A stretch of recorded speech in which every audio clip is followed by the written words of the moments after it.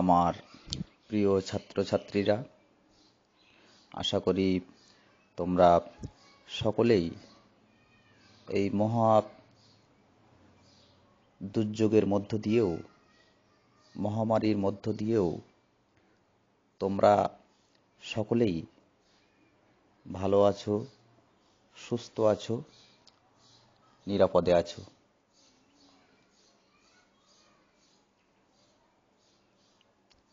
Six সেমেস্টারের GE2 paper থেকে আমি তোমাদের পড়াবো ইউনিট 3 থেকে। এই ইউনিট 3-তে আছে প্রতিবেদন রচনা। তো এই প্রতিবেদন রচনা আমি তোমাদেরকে পড়াবো এবং তার পাশাপাশি প্রতিবেদন রচনা কিভাবে করতে হয় সেই বিষয়টা শেখানোর চেষ্টা করব।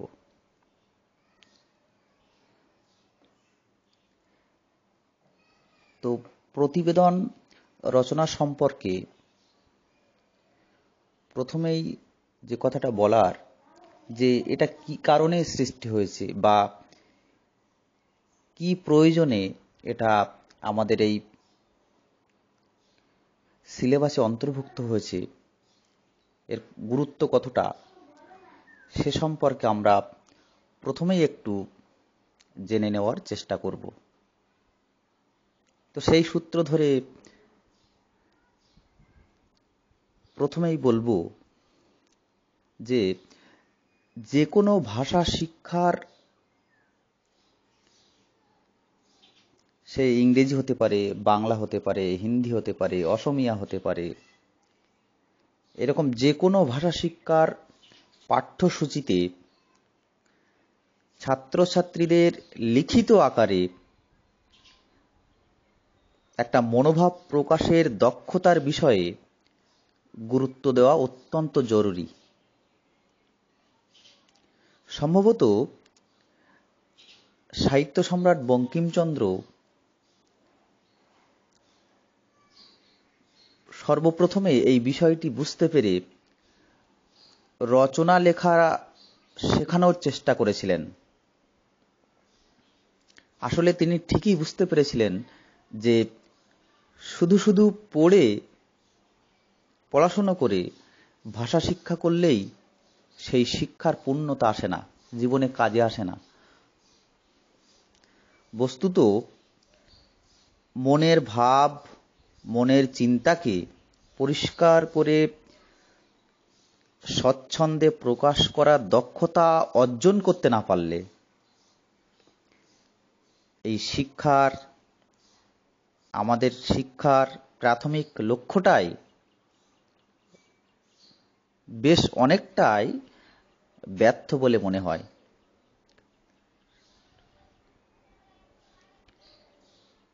পরবর্তীকালে নানা শিক্ষাবিদ এবং মহাপুরুষ মনীষীগণ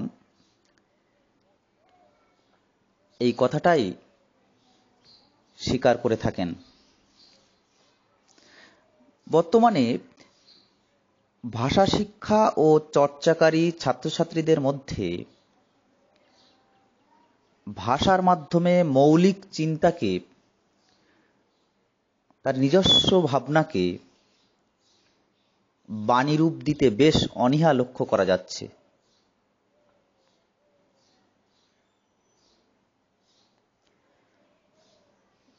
যদি আমরা নিজেদের কথা বলি, আমরা বিএ পাস করলাম বা অনার্স শেষ করলাম, কিন্তু কোনো একটা বালক বা কোনো একটা সাধারণ মানুষ, নিরক্ষর মানুষ আমাদের কাছে যদি কোনো চিঠি লিখতে আসে, কোনো প্রতিবেদন লিখতে আসে, তাহলে প্রথমেই যেন আমরা একটু হঠাৎ চমকে উঠি, অবাক হয়ে যায় যে কিভাবে লিখব, কেমন করে লিখব, কি জানি ভুল হবে কি না, এরকম একটা ইতস্তত বোধ আমাদের ভিতরে কাজ করে এবং ভয় ভয় সবসময় একটা আতঙ্ক কাজ করে আমাদের মনের ভিতরে, যেটা বাইরে প্রকাশ করা যায় না। কারণ ওই যে আমরা বিএ পাশ করেছি, অনার্স কমপ্লিট করেছি,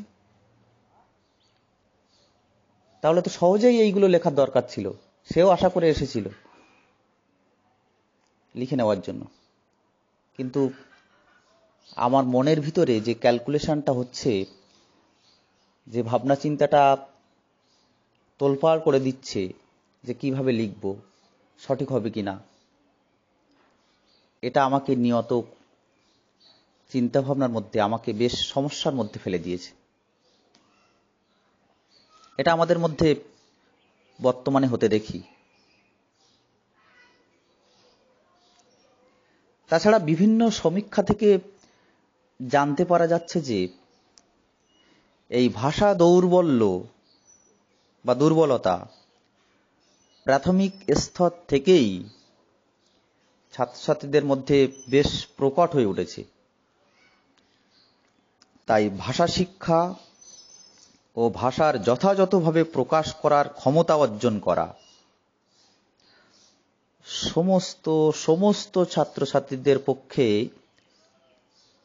অবশ্যই জরুরি। এটাকে আবশ্যিক ধরা যেতে পারে।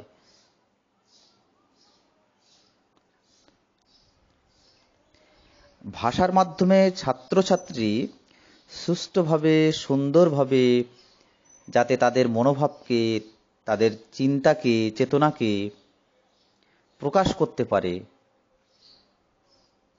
সে ব্যাপারে নিরন্তর চর্চার প্রয়োজনেই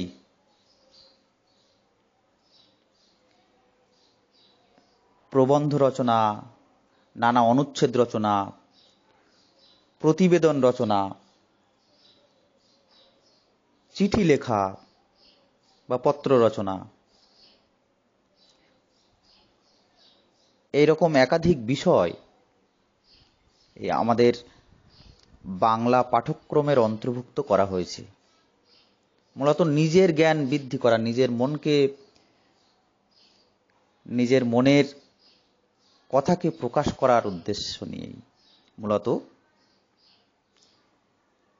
ছাত্রছাত্রীদেরকে এ বিষয়ে গড়ে তোলার জন্য মূলত প্রতিবেদন রচনা করা হয়ে থাকে। এবং এগুলো বাংলা পাঠ্যক্রমের অন্তর্ভুক্ত করা হয়েছে এই সমস্ত কারণেই। তো প্রথমেই জানা দরকার প্রতিবেদন কি, প্রতিবেদন কাকে বলবো।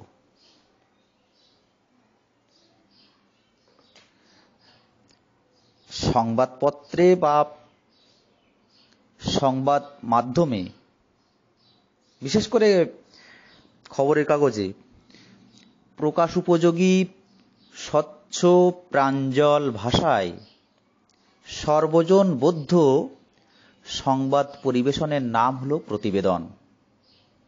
একেবারে সহজ সরল, মানে উপরে উপরে পড়লেই যেন আমি কি বলতে চেয়েছি সেটা যেন সহজেই পাঠকরা বুঝতে পারে, এমন সহজ সরল ভাষায় প্রতিবেদন লিখতে হবে। সেখানে কোনো জটিল শব্দ বা ভাষা থাকবে না। কারণ জটিল ভাষা বা শব্দ থাকলে পাঠক যারা পড়বে তারা সহজে বিষয়টা, সাংবাদিক যে কি বলতে চাইছে, প্রতিবেদক যে কি বলতে চাইছে তার ভিতর দিয়ে, সেটা সহজে বুঝতে পারবে না। আর এই বুঝতে না পারলেই প্রতিবেদন পাঠ করার ক্ষেত্রে পাঠকদের অনীহা প্রকাশ পাবে।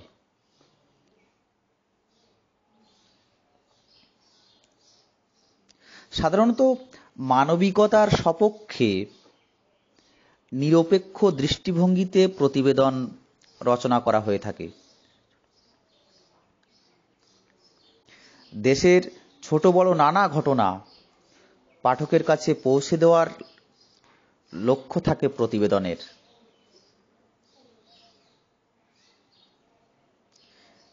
শুধুমাত্র মূল সংবাদটুকু পরিবেশন করা হয় বলেই এখানে সর্বপ্রকার বাহুল্য বর্জন করা হয়ে থাকে। অর্থাৎ এখানে অকারণে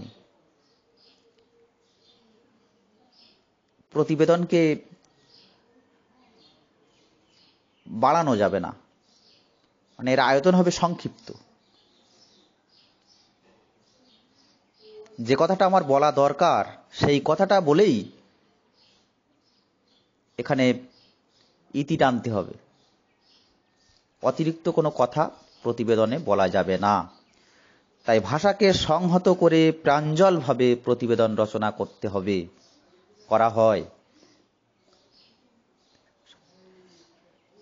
সাংবাদিকের ভাষাজ্ঞান, পাণ্ডিত্য, আবেগ ইত্যাদির স্থান এখানে সংকুচিত বা পরিমিত বলা যায়।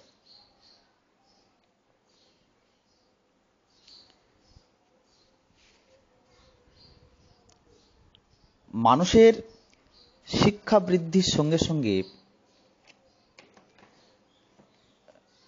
জানার আগ্রহ, বোঝার আগ্রহ দিন দিন নিয়ত বেড়ে চলেছে।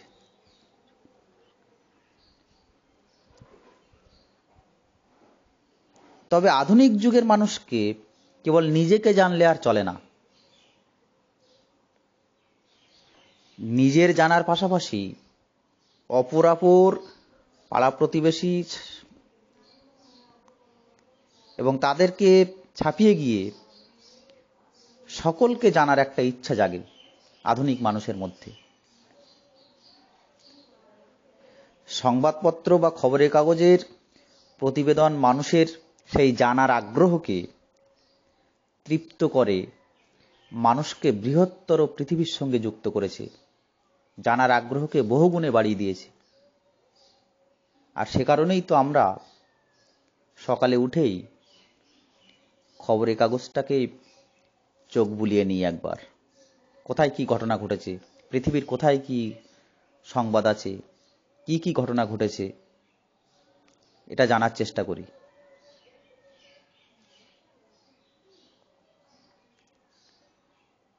ঘটনাবহুল আধুনিক জীবনে দেশ বিদেশের নানান বিষয়ের তথ্য খবর সংগ্রহের জন্য সমস্ত শ্রেণীর মানুষের আগ্রহ দিন দিন ব্যাপক বেড়ে চলেছে। তাই জন্য যারা প্রতিবেদন লিখবেন, যারা প্রতিবেদক, তাদের কতকগুলি বিষয়, কতকগুলি বৈশিষ্ট্য, কতকগুলি লক্ষণ প্রতিবেদনের অবশ্যই মনে রাখতে হবে।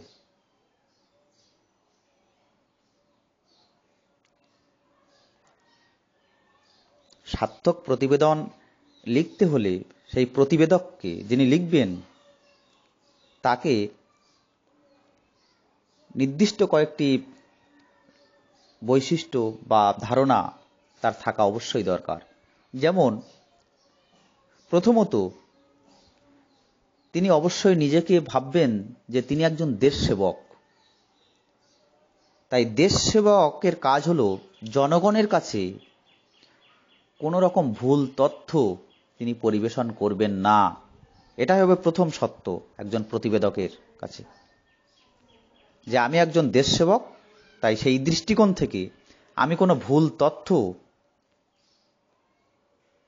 আমার প্রতিবেদনে পরিবেশন করব না, যাতে জনগণের কাছে কোনো ভুল মেসেজ না পৌঁছায়।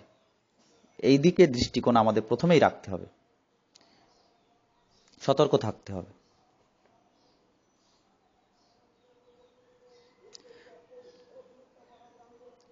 দ্বিতীয়ত,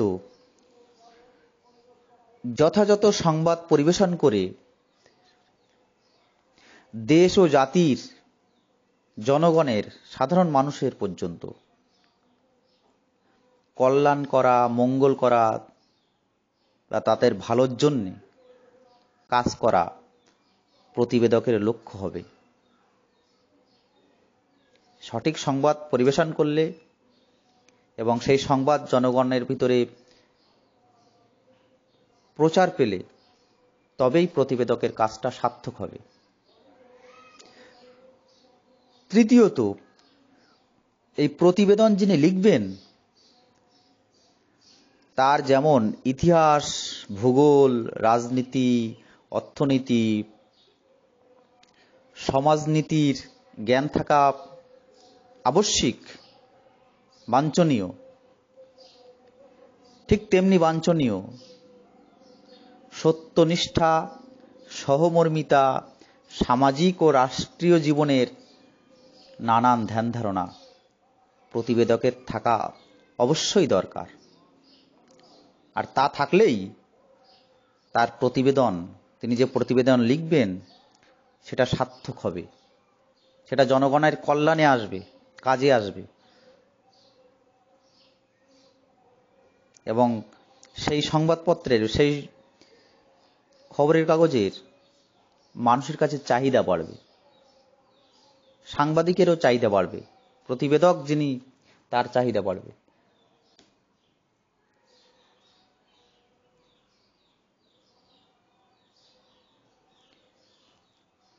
চতুর্থত, প্রতিবেদন লেখা একটা আর্ট বলা যেতে পারে। এটা লেখার একটা স্টাইল আছে, একটা ধরন আছে, একটা শৈলী আছে। সাজিয়ে গুছিয়ে প্রাঞ্জলভাবে প্রতিবেদন লিখতে হবে। অযথা বাড়তি কথা প্রতিবেদনে যেন না ঢুকে পড়ে, সেদিকে অবশ্যই প্রতিবেদককে, সাংবাদিককে অবশ্যই খেয়াল রাখতে হবে, সতর্ক থাকতে হবে। পঞ্চমত, প্রতিবেদক অবশ্যই হবেন নিষ্ঠাবান, সাহসী। তবে মোটেই মুখরোচক তথ্য পরিবেশন করা প্রতিবেদকের কাজ হবে না।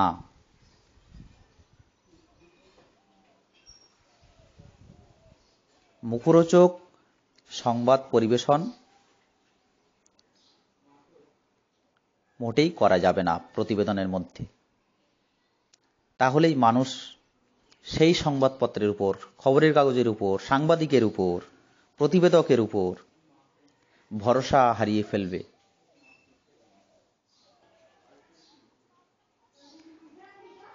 তাই জন্য প্রতিবেদক অবশ্যই হবেন নিষ্ঠাবান, সাহসী এবং সত্য ঘটনাকেই তুলে ধরবেন। ষষ্ঠত, প্রতিবেদকের ভাষা হবে সহজ, সরল এবং কৌতূহলজনক। সেই ভাষার ভিতরে কোনো কঠিন শব্দ থাকবে না। দুর্বোধ্য ভাষা এবং শব্দের প্রয়োগ করা চলবে না।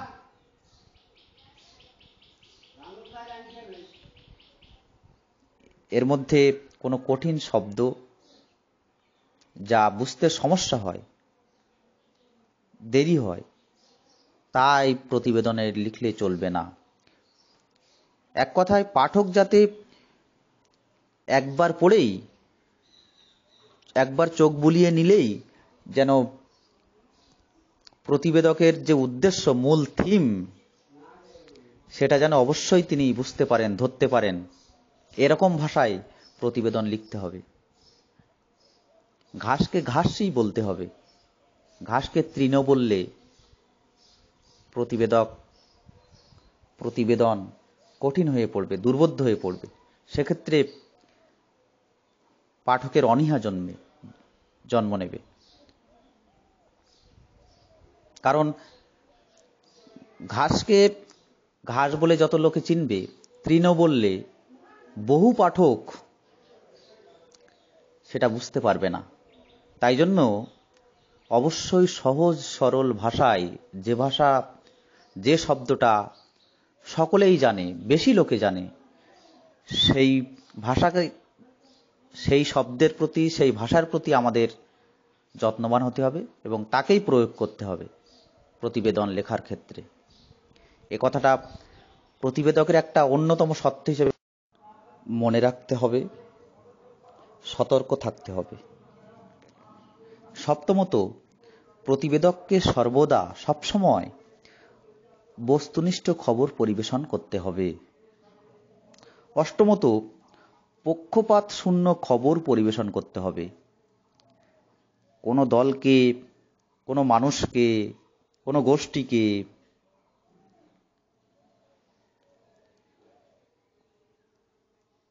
তার পক্ষ নিয়ে কোনো প্রতিবেদন বা সংবাদ পরিবেশন করা থেকে অবশ্যই প্রতিবেদককে দূরে থাকতে হবে। প্রতিবেদনটা এমনভাবে লিখতে হবে যাতে কোনো গোষ্ঠীর পক্ষে কথা না বলা হয়। একেবারে নিরপেক্ষভাবে, নিরপেক্ষ দৃষ্টিকোণ থেকে প্রতিবেদন লিখতে হবে। নবমত, প্রতিবেদকের পরিবেশিত প্রতিবেদন হবে সুপাঠ্য এবং প্রসাদগুণ সম্পন্ন। এক কথায় সহজ সরল হবে, প্রতিবেদন লেখাটা সহজ সরল হবে, সহজেই বোঝা যায় এমন হবে। মূল বক্তব্যটা যেন সহজেই পাঠক উপলব্ধি করতে পারে। দশমত,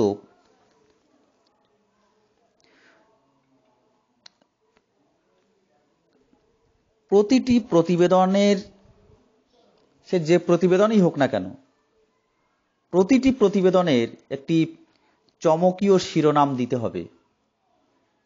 এই শিরোনামটা অবশ্যই একটু চমকীয় হবে, যেন শিরোনামটা পড়েই পাঠক বুঝতে পারেন যে তার ভিতরে কি আছে, কি হতে পারে, কি থাকতে পারে, সেই ধারণাটা যেন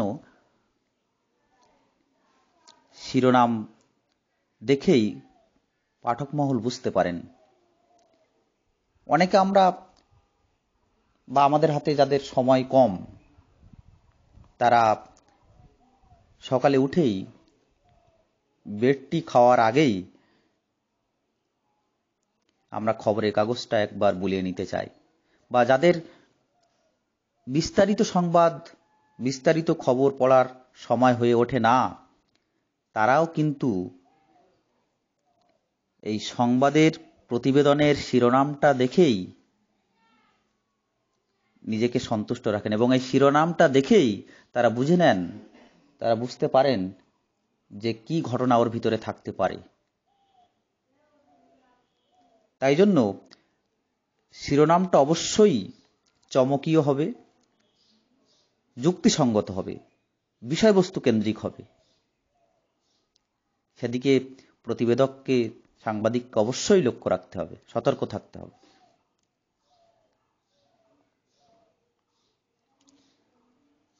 একাদশত বলা যেতে পারে, প্রতিবেদনের মধ্যে মূল ঘটনাকে পরিপূর্ণভাবে বলে দিয়ে পাঠকের কৌতূহলকে বেশ বাড়িয়ে নিতে হবে, বাড়াতে হবে, যেন পাঠক কৌতূহল প্রকাশ করেন সংবাদটা, প্রতিবেদনটা পড়ার পরে। এ বিষয়ে দৃষ্টি রাখতে হবে প্রতিবেদনের। দ্বাদশত,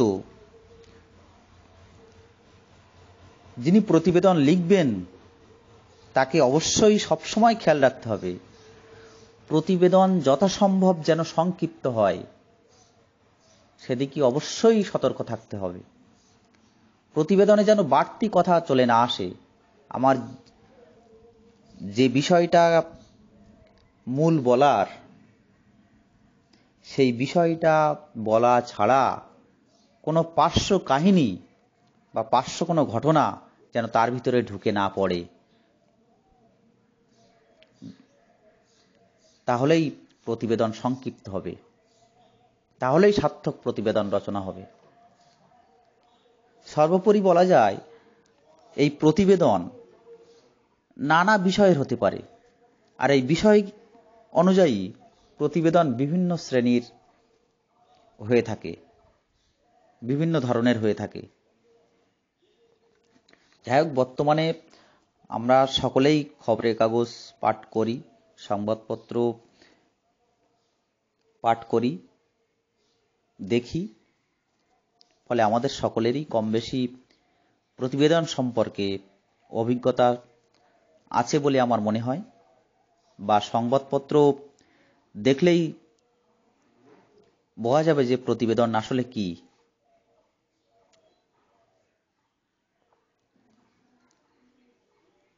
কারণ সংবাদপত্রই হলো প্রতিবেদনের একমাত্র আবাসস্থল। তো যাই হোক, আজকের আলোচনা মোটামুটি এ পর্যন্তই। এই প্রতিবেদন সম্পর্কে যে কথাটা বলার,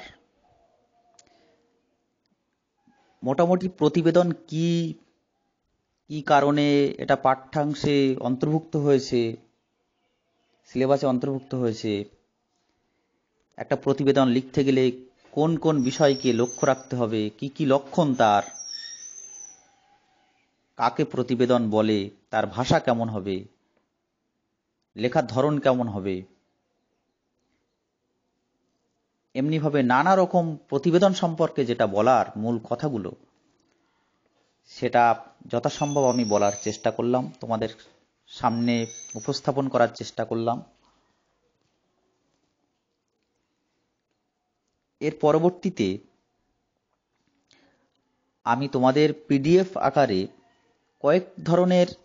বিভিন্ন ধরনের কয়েকটি প্রতিবেদন আমি তোমাদেরকে তোমাদের এই হোয়াটসঅ্যাপ গ্রুপে আমি পাঠিয়ে দেব। সেগুলোকে তোমরা একটু দেখে নেবে, দেখে নিয়ে কোনো একটা ঘটনাকে নিয়ে লেখার চেষ্টা করবে। শুধু পড়লে কিন্তু হবে না, শুধু চোখ বুলিয়ে নিলেই হবে না। কোনো একটা ঘটনাকে নিয়ে ওই ধরনের, আমি যেগুলো পাঠাবো ওই ধরনের, ওই রকম ভাবে সাজিয়ে গুছিয়ে, আর আমি যেগুলো বললাম সেইগুলো মাথায় রেখে লেখার চেষ্টা করতে হবে, লিখতে হবে। আর যদি কোনো সমস্যা থাকে, লিখতে গেলে যদি কোনো সমস্যা হয়, তোমাদের যদি কোনো কিছু জানার থাকে যে এইখানে কি হবে, ওখানে কি হবে, এইখানটায় বুঝতে পারছি না, এই রকম যদি কোনো ব্যাপার তোমাদের মধ্যে থেকে থাকে, তাহলে এই ভিডিওর ইউটিউবের মেসেজ বক্সে অবশ্যই তোমাদের কমেন্ট করবে, জানাবে আমাকে যে স্যার এইগুলো বুঝতে পারছি না, এইখানে কি হবে, এইগুলো একটু আলোচনা করলে ভালো হয়। এগুলো মেসেজ বক্সে অবশ্যই কমেন্ট করবে। এই কমেন্ট বক্স দেখেই আমি কিন্তু পরবর্তীতে এর উপরে আলোচনা করার দরকার আছে কি না, সেটা আমি ওই মেসেজ বক্স দেখেই কিন্তু পরবর্তী ক্লাসের কথা ভাববো, বা এরকম ভিডিওর কথা ভাববো।